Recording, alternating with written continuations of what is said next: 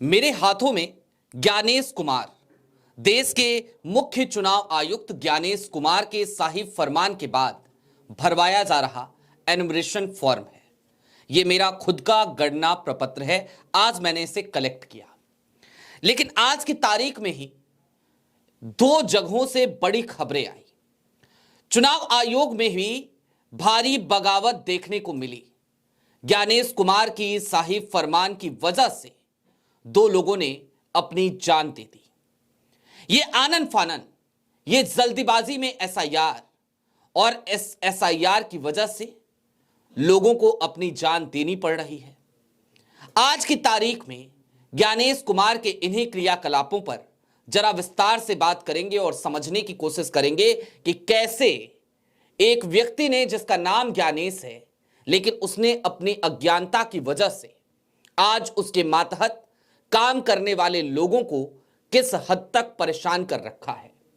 देश के मतदाताओं की चिंता फिर कभी कर लेंगे।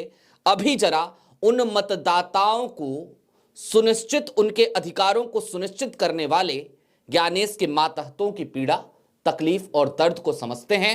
कुछ मेरी आंखों देखी भी है, क्योंकि आज मैं खुद कई बीएलओ से मिलकर आया हूं। नमस्कार, मैं स्वप्निल और आप मुद्दा देख रहे हैं। दोस्तों, आगे बढ़ें उससे पहले वही छोटी सी अपील। मुद्दा इन दिनों एक गंभीर आर्थिक संकट से जूझ रहा है। एक तरफ हमारे मेन बैंक अकाउंट्स फ्रीज चल रहे हैं, तो दूसरी तरफ हमारे 2.5 साल पुराने चैनल को हमसे लंबे समय तक छीन कर रखा गया था, जिसकी वजह से डे टू डे ऑपरेशंस में मुद्दा को काफी मुश्किलों का सामना करना पड़ रहा था। आज की तारीख में डे टू डे ऑपरेशंस में हमें लगातार इन समस्याओं से जूझना पड़ रहा है। ऐसे में आपसे गुजारिश है, यदि आप चाहें, यदि आप सक्षम हो, तो स्क्रीन पर दिख रहे क्यूआर कोड या फिर के नीचे दिख रहे यूपीआई नंबर के जरिए मुद्दा की छोटी छोटी मदद जरूर कीजिएगा। दोस्तों, सबसे पहले आपकी स्क्रीन पर एक खबर है दैनिक भास्कर की, और यह खबर आपको बताती है कि राजस्थान और केरल, इन दो जगहों पर आज की तारीख में बीएलओज ने अपनी जान दे दी। वोटर लिस्ट रिवीजन, केरल और राजस्थान में बीएलओ ने जान दे दी। परिवार बोले काम का दबाव था, और इसके साथ ही साथ 12 राज्यों में अब तक 49 करोड़ फॉर्म बांटे गए। सबसे पहला मामला है केरल के कन्नूर का। सरकारी स्कूल में कार्यरत थे वहां पर अनीश जॉर्ज, 44 साल की उम्र थी। उन्होंने रविवार के दिन, यानी कल की तारीख में 16 नवंबर की तारीख को अपनी जान दे दी। वो बीएलओ बनाए गए थे, और उनके परिवार वालों का आरोप है कि अनीस ने यह कदम एसआईआर से जुड़ी काम की टेंशन के चलते उठाया है। अब किस तरीके की टेंशन हो रही है वो अभी विस्तार से आपको बताऊंगा। मैंने आपसे कहा कि मेरी आंखों देखी है, तो जाहिर सी बात है जो अनुभव किया है वो आपसे साझा करूंगा, और मैं ये उम्मीद करूंगा कि ज्ञानेश कुमार को ऊपर वाला थोड़ी सी सद्बुद्धि दे। दूसरा मामला है जयपुर में। एसआईआर कार्यक्रम से परेशान हो गए एक बीएलओ। उन्होंने ट्रेन के आगे छलांग लगा दी। कालवाड़ के धर्मपुरा के रहने वाले मुकेश कुमार जांगीर, उनकी उम्र 48 साल थी, सरकारी टीचर थे। उनकी जेब से एक पत्र भी मिला है, जिसमें उन्होंने लिखा था कि अधिकारी काम का दबाव बनाकर परेशान कर रहे हैं और सस्पेंड करने की धमकी दे रहे हैं। इसके अलावा कोलकाता, पश्चिम बंगाल, वहां पर भी एक बीएलओ को अस्पताल में भर्ती कराया गया, और पत्नी ने कहा कि उन पर एसआईआर का काम निपटाने का दबाव है। जाहिर सी बात है 4 दिसंबर तक की ही तारीख है। अब इन सब के दरमियान जो इनके तमाम गुणगान हैं, जो अपना मुंह मियां बिट्ठू बनना है, उस तरफ नहीं जाएंगे। आपकी स्क्रीन पर दैनिक भास्कर की उसी खबर का एक हिस्सा है। आज की तारीख यानी 17 नवंबर की तारीख को कन्नूर में बीएलओ की खुदकुशी के बाद, बीएलओ की जान दे देने के बाद राज्य भर में बूथ स्तर के अधिकारी काम का बहिष्कार कर रहे हैं। विरोध कर रहे संगठनों ने आरोप लगाया कि एसआईआर प्रक्रिया और आने वाले स्थानीय निकाय चुनावों के कारण बीएलओ भारी दबाव में है। केरल एनजीओ एसोसिएशन ने राज्य भर के मुख्य निर्वाचन अधिकारी कार्यालय और कलेक्ट्रेट तक विरोध मार्च की भी घोषणा की है। एसोसिएशन का कहना है कि बीएलओ को 23 साल पहले पब्लिश हुई मतदाता सूची में संशोधन के लिए दिन रात काम करने के लिए मजबूर किया जा रहा है, जबकि उन्हें पर्याप्त समय नहीं दिया जा रहा। सोचिए, पर्याप्त समय नहीं दिया जा रहा, और कैसे पर्याप्त समय नहीं दिया जा रहा, मेरा खुद का आज का अनुभव क्या है जरा वो समझिए। उससे पहले मैं शुरुआत आज के 3-4 दिन पहले से करना चाहता हूं।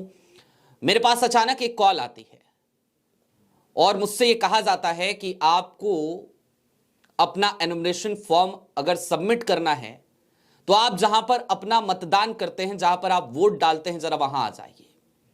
अब मैं ये नहीं बताऊंगा इस पूरी वीडियो में कि मैं कहां मतदान करता हूं, मैं कहां का मतदाता हूं। मैं अपना एपिक नंबर भी साझा नहीं करूंगा, क्योंकि मुझे पता है कि इस तरीके की खबरें अगर मैंने बताई तो ज्ञानेश कुमार के लिए सबसे आसान होगा उस बीएलओ के ऊपर एक्शन ले लेना कि तुमने इतनी खुलकर बात कैसे कर ली किसी भी पत्रकार से। तो मैं वो नहीं करूंगा। लेकिन जब मेरे पास फोन आया तो मैंने उनसे एक सवाल किया। मैंने कहा कि आपके जो ज्ञानेश कुमार साहब हैं, उन्होंने तो ये कहा है कि भाई आप लोग घर घर जाएंगे, घर घर जाकर के आप लोग फॉर्म सबमिट करेंगे, तो फिर ऐसा कैसे हो रहा है कि आप हमें ही बुला रहे हैं उल्टा। तो दूसरी तरफ से ये कहा गया कि देखिए, नियमतः ये बात सही है कि हमको घर घर आना चाहिए था, लेकिन अगर हम घर घर जाएंगे तो फिर हम ये काम पूरा ही नहीं कर पाएंगे, क्योंकि कई बार कई जगहों पे जा रहे हैं, वहां पे लोगों से मुलाकात नहीं हो रही, लोग काम पे हैं, ऑफिस में हैं, कहीं और है। दूसरी तरफ एक ही घर में अलग अलग पार्ट में कई मतदाताओं के नाम दर्ज हैं, तो इसकी वजह से दिक्कत यह हो रही है कि एक बीएलओ वहां जा रहा है और फिर दूसरे बीएलओ को भी वहां जाना पड़ रहा है।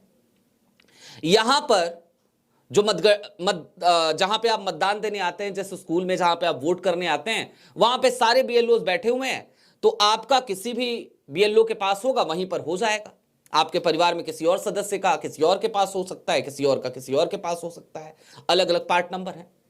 मैंने कहा चलिए मैं आपकी ये सारी दुविधाएं, सारी समस्याएं समझता हूं, और इसलिए भी समझता हूं क्योंकि भाई ये हैं कौन? जाहिर सी बात है, बीएलओ कौन है? स्वास्थ्य विभाग में काम करने वाले छोटे कर्मचारी, या फिर कि शिक्षा विभाग में काम करने वाले कर्मचारी, इन्हीं को तो बीएलओ बना दिया जाता है। यही तो बीएलओज हैं। ये अपनी जिम्मेदारियां तो निभाते ही अपनी नौकरी के, इसके अलावा ये तमाम जिम्मेदारियां भी निभाने को मजबूर हैं। और ज्ञानेश कुमार को भी भाई डंडा चलाने को मिल गए हैं। इस देश की अंतिम पंक्ति में खड़े सरकारी कर्मचारी तो वो डंडा चला रहे हैं। तो मैंने कहा चलिए कोई बात नहीं, मैं आ जाऊंगा। मैं आज गया भी, लेकिन मैंने उस वक्त उनसे एक सवाल किया था। मैंने कहा था, एक बात बताइए, क्या ज्ञानेश कुमार को इस जमीनी धरातल की सच्चाई का अंदाजा नहीं है? उन्होंने कहा था आप बिल्कुल सही कह रहे हैं, ज्ञानेश कुमार को जमीनी धरातल का कोई अंदाजा नहीं है। ये बड़ी बात थी जो उस बीएलओ ने मुझसे कही। आज मैं वहां पर गया, जाकर के मैंने देखा डेस्क लगी हुई है, बीएलओ बैठे हुए हैं, लगातार फोन कर रहे हैं, लगातार उनके अंदर एक ही टेंशन है कि भाई जैसे तैसे इस काम को जितनी जल्दी हो सके निपटा दिया जाए। जी हाँ, निपटा दिया जाए। वो निपटाने में लगे। करें भी तो करें क्या भाई? आपने एक टाइमलाइन ही ऐसी दी है 4 दिसंबर की तारीख तक। मैं इस खबर को आज करने पर मजबूर हुआ, और उसके पीछे 2 कारण हैं। पहला कारण, सुबह सुबह केरल और राजस्थान की उस खबर का पता चलना कि कैसे आज की तारीख में ज्ञानेश कुमार की अज्ञानता की वजह से 2 लोग अपने परिवार को तन्हा अकेला छोड़ गए। उन्होंने अपने जीवन को समाप्त करना बेहतर समझा, जान देना बेहतर समझा, बजाय इसके कि वो इस तरीके से प्रताड़ित होते रहें। और दूसरी तरफ मैंने खुद जाकर के बीएलओज की तकलीफ को आज देखा, अपनी आंखों से नोटिस किया, महसूस किया। अब चलते चलते कुछ चीजें समझने की जरूरत है। ठीक बात है, एसआईआर जरूरी है, एसआईआर होना चाहिए।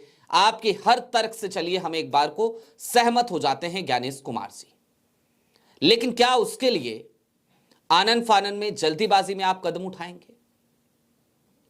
वह उत्तर प्रदेश में 2027 में मतदान है और आपने 4 दिसंबर आखिरी तारीख घोषित कर रखी है। क्या आप उत्तर प्रदेश के बीएलओज को और टाइम नहीं दे सकते थे?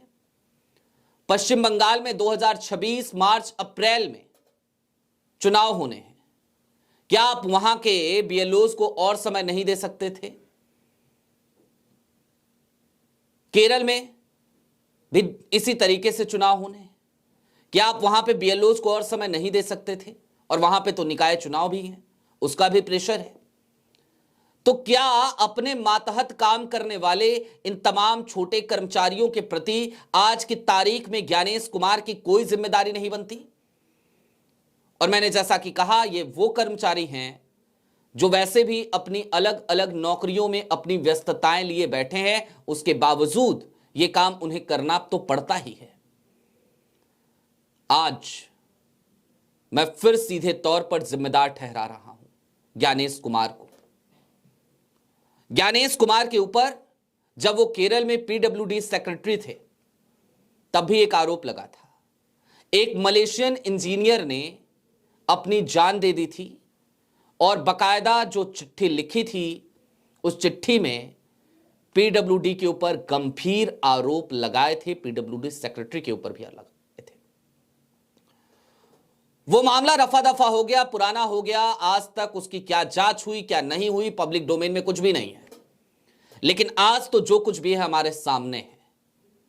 ज्ञानेश कुमार के हड़बड़ी, जल्दीबाजी, शाही फरमान, तानाशाही, तुगलकी फरमान, इसकी वजह से 2 बीएलओज ने अपनी जान दी है और ना जाने कितने ही बीएलओज हर दिन मानसिक प्रताड़ना से गुजर रहे हैं।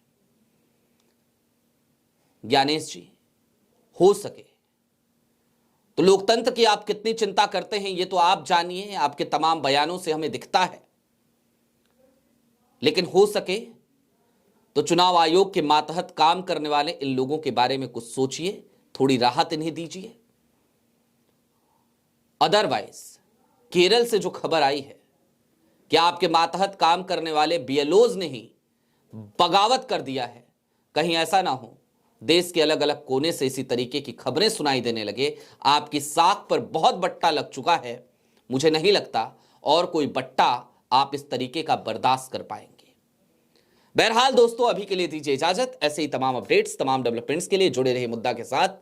चलते चलते फिर वही अपील, चैनल पर नए हो तो सब्सक्राइब करते हुए जाइएगा, सक्षम हो तो छोटी छोटी मदद मुद्दा की जरूर कीजिएगा। बहुत शुक्रिया।